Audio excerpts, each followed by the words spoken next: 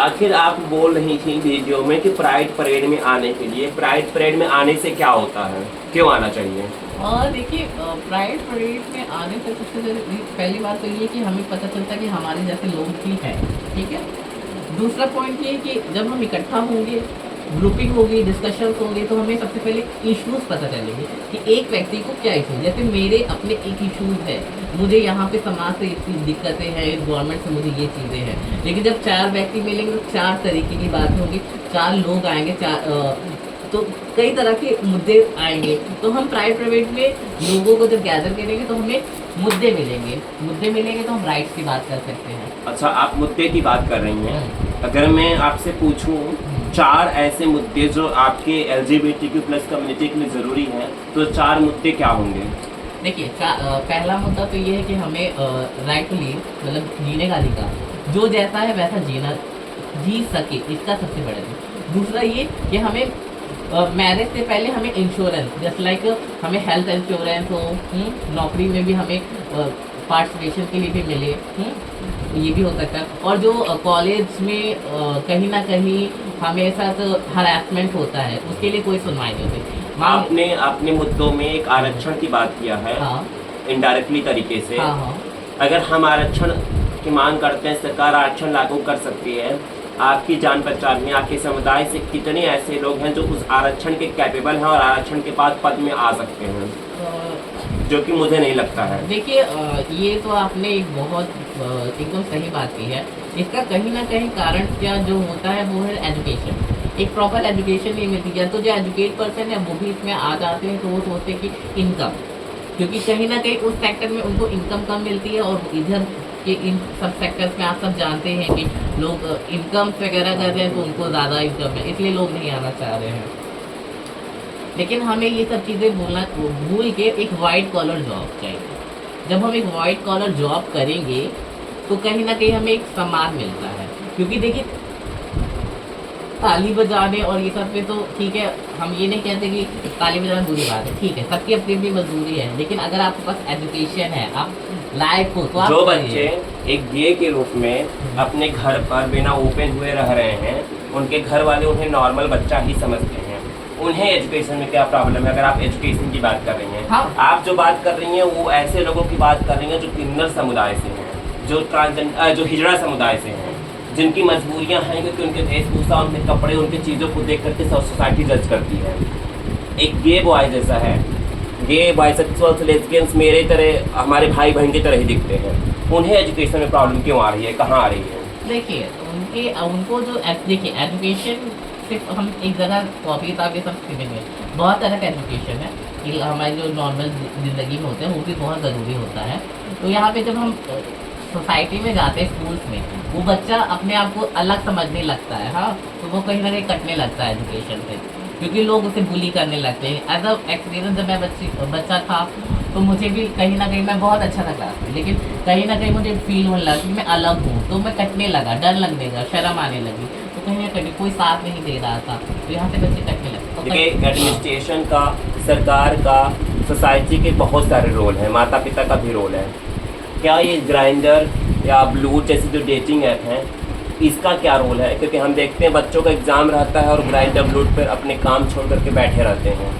इसके लिए आप किसको जिम्मेदार ठहराएंगे? देखिए, इसके लिए टोटल जिम्मेदार तो हमारी अपनी कम्युनिटी है। प्रॉब्लम क्या है कि यहाँ पे देखिए क्या होता है, शुरुआती स्टेज में जब हम किसी को कहते हैं नहीं हमें प्यार मोहब्बत, ये सब जो हम इंस्टाग्राम में देखते हैं कि 2 लोग हैं हमारी कम्युनिटी के, बहुत सेटल हैं, प्यार कर रहे हैं, रील सारी, हम भी सोचते हैं कि हमारा एक पार्टनर होगा, और हम इसमें घुस जाते हैं जी में। और एक से हमने बात की, 3 महीना बात की, उसके साथ हम इंटीमेट हो गए, फिर हम कहने कोई दूसरा, क्योंकि यहाँ पे प्रॉब्लम क्या है कि ऑप्शंस बहुत इजीली मिल जाते हैं, हम खुद ही यहाँ पे स्क्रॉल करते रहते हैं। एक दिन पहले क्या होता है, दिन में एक बार मिल जाए, अब दिन में बार बार मिलता है, तब भी हम नहीं सेटिस्फाई होते।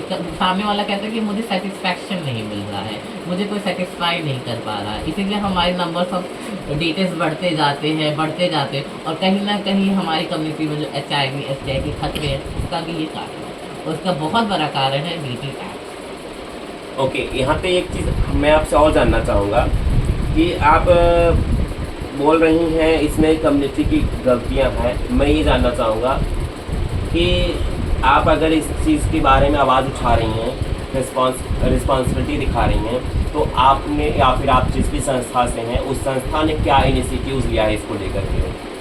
देखिए जो भी आप मेरे सवाल पे, हाँ, इस पे हमने काम किया है। सबसे पहले कि हम ये जब भी कोई प्लेटफॉर्म हमको मिलता है, हम सबसे पहले तो उन्हें यही गाइड करते हैं कि आप एक जब फैक्ट किसी से इंटीमेट हो रहे हैं, जिसके साथ आप सेक्सुअल रिलेशनशिप रख रहे हैं, सबसे पहले तो आप विश्वास मत कीजिए। सामने वाला आपको बहुत जेन्युइन लगा, बहुत ठीक लग रहा है, कहता है कि मैं कुछ नहीं करता, मैं सिर्फ तुमसे मिला, बिल्कुल विश्वास मत कीजिए, क्योंकि आपकी एक गलती आपकी पूरी ज़िंदगी खराब कर सकती है, क्योंकि आपको पता भी नहीं चलेगा इन्फेक्शन कब आपको छू गया और कब आपकी ज़िंदगी खराब। तो विश्वास मत कीजिए। पहली बात, हमेशा लुब्रिकेंट, कॉन्डम्स वगैरह यूज़ कीजिए, क्योंकि ये आपकी सेफ्टी है।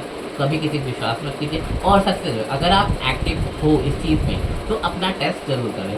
टेस्ट के लिए कभी मत करवाइए। इवन कि अगर आप टेस्ट कराते हो, आपको मतलब आप होते भी इन्फेक्टेड तो कोई बात नहीं, बहुत सारी मेडिसिन हैं, आप उन्हें लीजिए, आप एक अच्छी लाइफ जी सकते हो। सबसे ज़रूरी आपकी हेल्थ आपके हाथ में है, ठीक है। और मैं आखिर में अगर आपसे बहुत ही हाइपोथेटिकल क्वेश्चन करूं कि अगर हम मानते हैं कि प्रॉब्लम जो है LGBT समुदाय की जो प्रॉब्लम है, भेदभाव है, तमाम तरह की चीज़ें हैं, तो अगर हम उसको 100 मानते हैं तो उसमें से आप समुदाय को जो LGBT कम्युनिटी है उसे कितना रिस्पॉन्सिबल मानेंगे इस चीज़ के लिए? थोड़ा क्वेश्चन मुझे नहीं समझा, एक बार थोड़ा करें। जैसे मान लेते हैं जो प्रॉब्लम है वो 100 है, तो उस 100 में से कितनी रिस्पॉन्सिबिलिटी समुदाय की है? रिस्पॉन्सिबिलिटी की बात तो ये है कि अगर हम जब भी हम सोचते हैं कि हम राइट के बारे में किसी भी चीज़ की बात करें, तो रिस्पॉन्सिबिलिटी हमारी है। हम ये नहीं, कोई हमें आके दे तो नहीं देगा। अगर 100 में से आपको रेट करना हो तो हम एक रिस्पॉन्सिबिलिटी की बात करें तो 90% हमारी रिस्पॉन्सिबिलिटी है। ओके, ये बात सच है। हम देखिए, अगर हम समाज के सामने अजीब से कपड़े पहन के निकलें, अजीब तरीके से करें, तो हमें नहीं मिलेगा। इसीलिए इसमें तो हमारा ही रिस्पॉन्सिबिलिटी है ना कि हम इस सोसाइटी को एक ऐसे आइडियल चीज़ दें। जब हम उसे कुछ आइडियल चीज़ देंगे, अगर मान लीजिए लड़कियां कभी IAS नहीं बनती, कभी वो डॉक्टर नहीं बनती, तो क्या आपको लगता है कि लड़कियां भी बाहर सोसाइटी में कहीं ना कहीं हमारे देश में लड़कियों की भी स्थिति जो थी वो चूल्हे तक ही सीमित, उन्हें पढ़ने नहीं दिया था। लेकिन जब वो निकली सोसाइटी में, उन्होंने देश को दिया कि हम एक अच्छी डॉक्टर बन सकती हैं, हमारी राष्ट्रपति बनी, तो उन्हें भी एक्सेप्ट किया गया। तो क्यों नहीं हमारी कम्युनिटी ही क्यों सिर्फ कुछ प्रोफेशंस तक ही सीमित रह जाती है?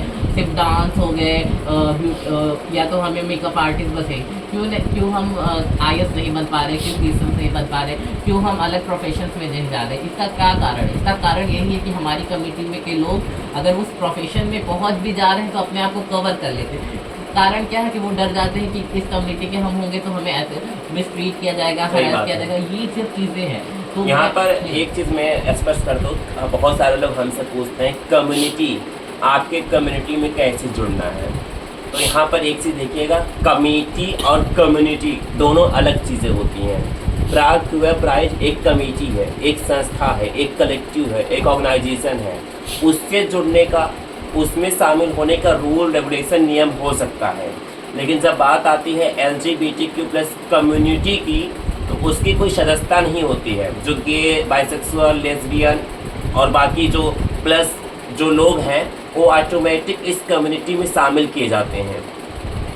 हालांकि इसमें बहुत सारी हाइपोथेटिकल चीज़ है कि जो मेल सेक्स कर रहा है ज़रूरी नहीं है कि वो अपने आप को गे या बाइसेक्सुअल ही मानता हो, क्योंकि बहुत सारे लोग एक्सप्लोर करते हैं so called. I am not agree personally, ये मेरा इंस्टीट्यूशन की भाषा नहीं है, मैं अपना पर्सनल बता रहा हूँ, आई एम नॉट एग्री।